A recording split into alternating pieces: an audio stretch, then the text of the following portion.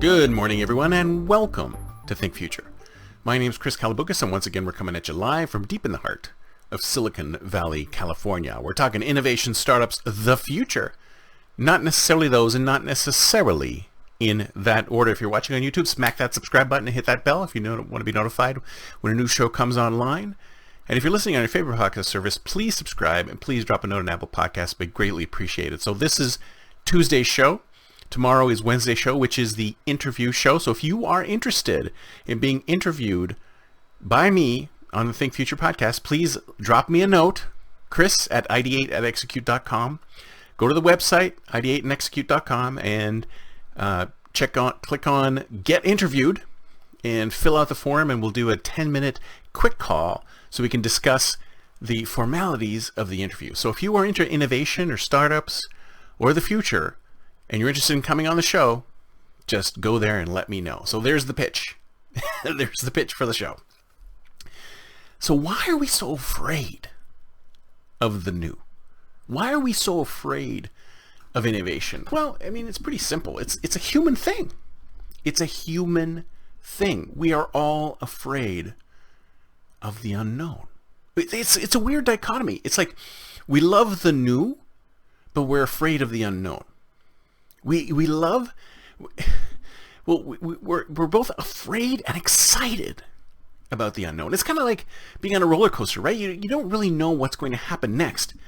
You're put in a situation of apparent danger, and you're both frightened and thrilled by this thing. And I think that's kind of where innovation sits. If innovation is uncomfortable, it's both thrilling and scary. And the problem is that we have to suppress our fear of innovation. Because if we don't suppress our fear of innovation, we almost don't get anywhere. We just stay in our comfortable little groove and we don't get anywhere.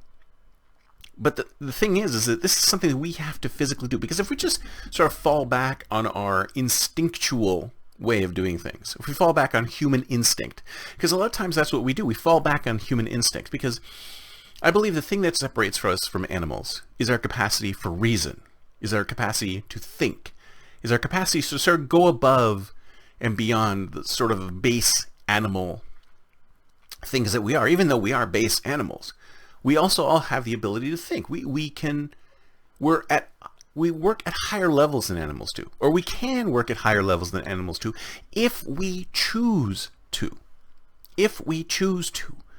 It's kind of like you've seen these things when you feel something in your gut, right? Instinctively you think, oh, I don't know about that guy.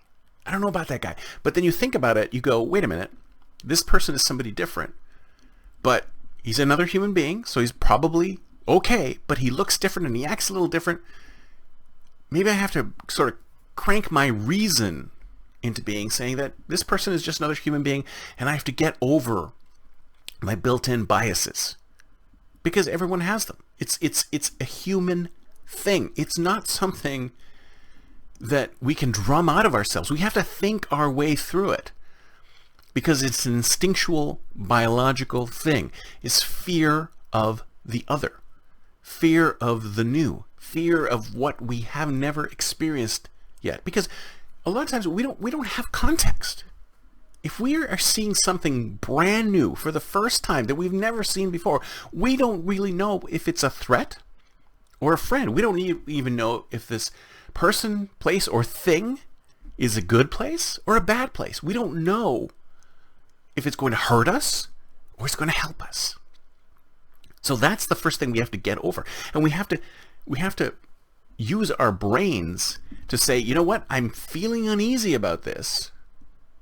But wait a second, let me take the risk and see if I can get something good about it. So we have to use our reason to overpower our instinctual dinosaur brain to actually get to that better place, to get to the innovation, to do something new and different, which might be amazing. It could be bad, but it could also be amazing. It also depends on how we look at it, right?